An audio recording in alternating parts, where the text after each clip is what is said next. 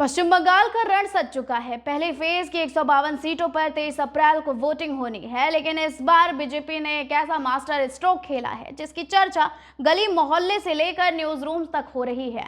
महिलाओं और किसानों के बाद बारी है लोकतंत्र के चौथे स्तंभ यानी पत्रकारों की। नमस्कार, आप देख रहे हैं रडार फॉर इंडिया और मैं हूं आपके साथ स्वप्निल यादव। कोलकाता प्रेस क्लब में बीजेपी के प्रदेश अध्यक्ष समीक भट्टाचार्य ने एक बड़ा चुनावी ऐलान किया है। उन्होंने साफ कहा है कि अगर बंगाल में बीजेपी की सरकार बनी तो राज्य के हर मान्यता प्राप्त पत्रकार को 5,000 रुपए महीने की वित्त सहायता दी जाएगी।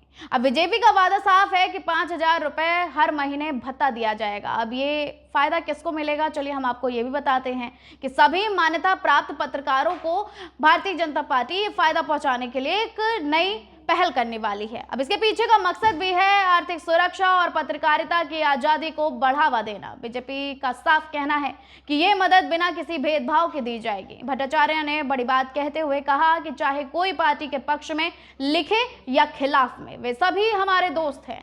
मकसद सिर्फ इतना है कि मीडिया जगत के लोगों में सुरक्षा की भावना पैदा हो। हालांकि पार्टी ने यह भी माना है कि ये रकम बहुत बड़ी नहीं है, लेकिन ये एक नई शुरुआत है।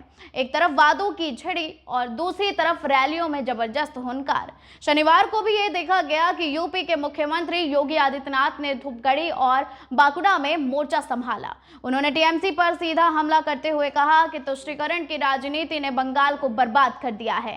सीएम योगी आदित्यनाथ ने आह्वान किया कि बंगाल को घुसपैठियों की धरती नहीं बल्कि मां काली और मां दुर्गा की धरती के रूप में पुनर्स्थापित करना है।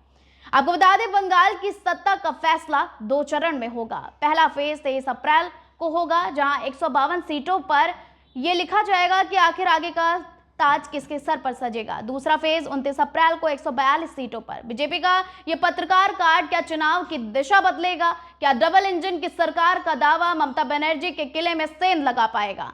आपको क्या लगता है, कमेंट बॉक्स में हमें बताइएगा। और बंगाल चुनाव के हर छोटी बड़ी अपडेट्स के लिए देखते रहिए रडार फॉर इंडिया। मैं थी आपके साथ स्वप्निल यादव। धन्यवाद।